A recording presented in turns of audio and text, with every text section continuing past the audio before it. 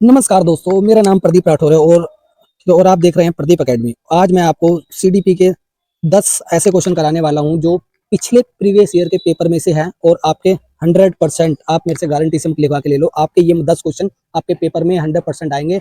7 तारीख को आपका एग्जाम है, तो उससे पहले अगर ये वीडियो आप तक पहुंच गई है तो ये इस वीडियो को देखना ना भूले। अगर आपने ये वीडियो नहीं देखी है अभी तक तो फिर आप देख लो। अगर आपने ये वीडियो देख ली तो आपके 10 नंबर कन्फर्म से कन्फर्म, गारंटी से आपके कंफर्म हो जाएंगे। ठीक है, तो चलो स्टार्ट करते हैं।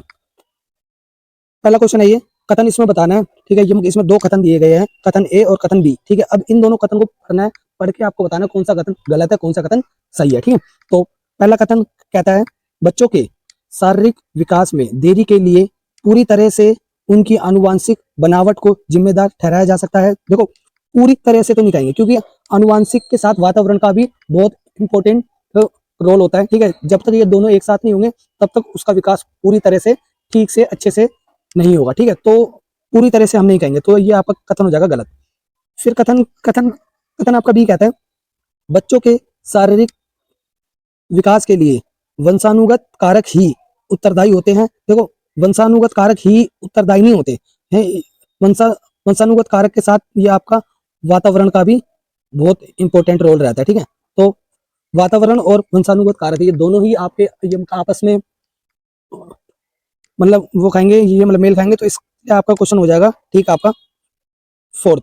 कथन कथन ए और आर दोनों ही क्या है, गलत है। ठीक है, चलो क्वेश्चन नंबर है आपका सेकंड, निम्नलिखित में से कौन सा सूक्ष्म कौशल के उपयोग का एक उदाहरण है। तो ये 4 ऑप्शन है, 4 ऑप्शन में से आपको बताना कौन सा सूक्ष्म कौशल है। ठीक है, सूक्ष्म कौशल होता है एकदम छोटा शून्य। ठीक है, एकदम बारीक। ठीक है, देखो अब पहला पॉइंट कह रहा है दौड़ना है। अब दौड़ना तो एक सूक्ष्म नहीं है। ठीक है, चलना भी नहीं है सूक्ष्म, कूदना भी नहीं है, क्योंकि जब हम कूद रहे हैं, चल रहे हैं या दौड़ रहे हैं तो उसमें हमारी पूरी पूरी जो हमारी बॉडी है, तो पूरी उस बॉडी का क्या हो रहा है, पूरी बॉडी का ओके क्या हो रहा है, पूरी बॉडी का हो रहा है वहां पे, पूरी बॉडी का हो रहा है वहां पे ये रिएक्शन। ठीक है, तो इसलिए इसका राइट ऑप्शन हो जाएगा सी। थर्ड पॉइंट, घसीट कर लिखना, क्योंकि जब बच्चा घसीट कर ये लिखेगा तो वो एकदम सूक्ष्म कौशल का उदाहरण कि रहेगा। ठीक है, चलो क्वेश्चन नंबर है आपका थर्ड, इनमें से कौन सा बच्चा माध्य बाल्यावस्था में होगा, सही विकल्प चुनो। तो 4 ऑप्शन दिए हैं, 4 ऑप्शन में से आपको बताना कौन सा ऑप्शन ठीक रहेगा। पहला पॉइंट है, एक बच्चा जो सामाजिक भूमिकाओं की नकल करना शुरू कर रहा होगा काल्पनिक खेल के दौरान। सेकंड पॉइंट कहता है, आपका एक बच्चा, एक सेकंड, सेकंड पॉइंट कहता है आपका एक बच्चा जिसने, एक सेकंड गाइस, जिसने नियमों के अर्थ की समझ विकसित कर ली है और तर्क कर सकता है। तीसरा पॉइंट कहता है आपका एक बच्चा जो संभावित कारणों की परिकल्पना कर सकता है और तदनुसार जटिल प्रयोगों की योजना बना सकता है। चौथा पॉइंट कहता है एक बच्चा जो अभी स्थूल कौशल दिखाना शुरू कर रहा है, जैसे कि एक पेंसिल और ऐसी अन्य वस्तु को पकड़ना। तो इसका राइट ऑप्शन हो जाएगा आपका सी, वो बी, अर्थ की समझ विकसित कर लेता है बच्चा और तर्क लगाना स्टार्ट कर देता है। ठीक है, तो इसका राइट ऑप्शन जाएगा सेकंड। ठीक है, चलो क्वेश्चन नंबर है आपका फोर्थ, फिल्म और विज्ञापनों से व्यवहार के जेंडर उपयुक्त तरीकों के बारे में बहुत संकेत मिलते हैं। यह समाजीकरण की डैश संस्था रूप में डैश की भूमिका पर प्रकाश डालता है। तो आपको इसमें ये बताना है फिल्म और, देखो फिल्म और ये विज्ञापन का आपका चला जाएगा किससे, मीडिया से। ठीक है, तो आपको इसमें बताना है मीडिया प्रथम है या द्वितीय। देखो देखो आपका ये तो होगा नहीं, ठीक है स्कूल, ठीक है, और आपका प्राथमिक भी नहीं होगा, ये होगा आपका सेकंड, क्योंकि जो प्राथमिक पे होता है, प्राथमिक पे आपका आ जाएगा परिवार। ठीक है, परिवार हमेशा आपका प्राथमिक पे रहेगा और ये जो है ये मीडिया ये हमेशा आपका द्वितीय पे रहेगा। ठीक है, तो इसका राइट ऑप्शन हो जाएगा सेकंड। चलो क्वेश्चन नंबर है आपका पांचवा। पांचवा क्या क्वेश्चन कहता है आपका, क्वेश्चन पढ़ेंगे फिर आपको बताएंगे, पूर्व संक्रियात्मक अवस्था में कौन सी संज्ञानात्मक क्षमता होती है, सही विकल्प चुने। पहला है अमूर्त सोच की क्षमता, सेकंड पॉइंट है लक्ष्य निर्देशित व्यवहार की क्षमता, थर्ड पॉइंट है दूसरे का नजरिया लेने की क्षमता, चौथा पॉइंट है परिकल्पनात्मक निगमनात्मक सोच की क्षमता। तो इसमें से बताओ कौन सा इसका पांचवे का आंसर होगा, जल्दी कमेंट में बताओ। तो ठीक है, तो जो पूर्व संक्रियात्मक अवस्था है, यहाँ बच्चा क्या करता है, अमूर्त सोच की क्षमता रखता है। बच्चा अमूर्त कॉन्सेप्ट को जानने लगता है, तो इसका राइट ऑप्शन हो जाएगा पहला। ठीक है, चलो क्वेश्चन नंबर है आपका छठा।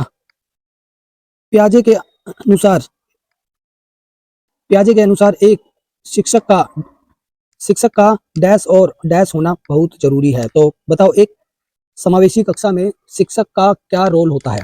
पहला पॉइंट है गतिशील और लचीला, दूसरा पॉइंट है संचारित और अनम्य, तीसरा पॉइंट है सहानुभूतिपूर्ण और पारदर्शी, चौथा पॉइंट है यत्रिक और व्यवहारवादी। देखो, व्यवहारवादी नहीं होता, पारदर्शी नहीं होता, और आपका ये नहीं होता।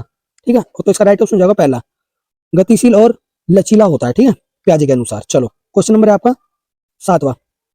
वाइगोस्की के विचार में सही विकल्प चुनो। अब इसका बताना है क्या आंसर रहेगा। पहला पॉइंट है संज्ञान भाषा से स्वतंत्र है, सेकंड पॉइंट है संज्ञानात्मक विकास भाषा के विकास को निर्देशित करता है, तीसरा पॉइंट है भाषा संज्ञात्मक विकास को सुगम बनाती है, चौथा पॉइंट है संज्ञात्मक विकास भाषा के विकास से संबंधित नहीं है। तो इसका राइट ऑप्शन जाएगा आपका सी, भाषा संज्ञात्मक विकास को सुगम बनाती है। ठीक है, चलो क्वेश्चन नंबर है आपका आठवां।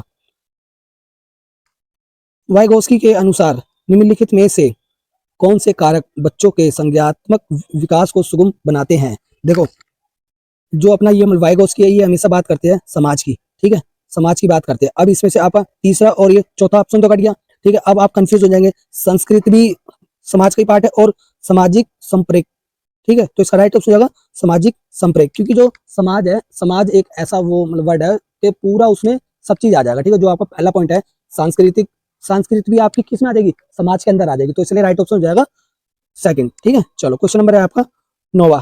एक बाल केंद्रित कक्षा में अधिगम डैश होना चाहिए। एक बाल केंद्रित कक्षा में अधिगम कैसा होना चाहिए, ये आपको बताना है। पहला पॉइंट है उद्दीपन प्रतिक्रिया संघों के युग्म द्वारा होता है, दूसरा पॉइंट है पुरस्कार और दंड पर निर्भर होती है, तीसरा पॉइंट है शिक्षक और छात्रों द्वारा सह निर्मित है, चौथा पॉइंट है पूरी तरह से शिक्षक पर निर्भर है और छात्रों की भूमिका निष्क्रिय है। देखो, निष्क्रिय नहीं होता, ठीक है, और दंड नहीं देते और उत्तीपन नहीं करते कभी भी। ठीक है, तो इसका राइट ऑप्शन जाएगा थर्ड, शिक्षक और छात्रों की द्वारा निर्मित है। ठीक है, चलो क्वेश्चन नंबर है आपका 10वां, और ये आपके ऐसे क्वेश्चन है जो आपके सीटेट में आपके 10 में से ये 10 क्वेश्चन ये आपके एज इट आएंगे।